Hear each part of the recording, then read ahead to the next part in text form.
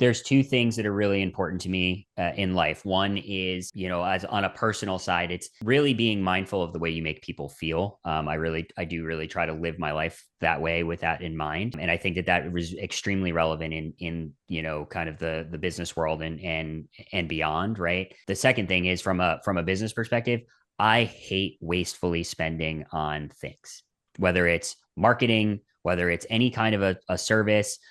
Brian and I sit down on a quarterly basis and look at the things we're spending on to make sure that, we're not wasting money, we're not wasting time. Some things it takes longer, 6 months to a year for us to really understand whether or not it's a good expense or a good investment. There is a difference between the two, right? An investment, is something that should return, where an expense is something that is just a sunk cost, right? It's really mind blowing when companies as a whole don't track through to see they're spending X. What are we actually making from this? Right.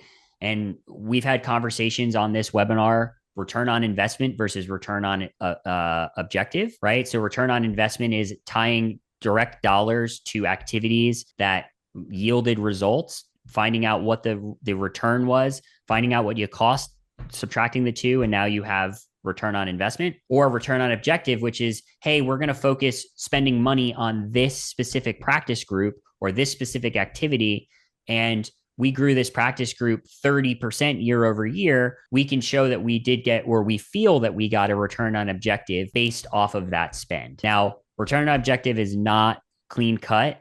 It can be very skewed. You have an attorney that brings in a couple of big referrals, and you spent $100,000, but you didn't actually need to spend any of that money because this attorney did it through networking, right? You just don't know, but it's at least a good starting point for you to look at where and how people are spending.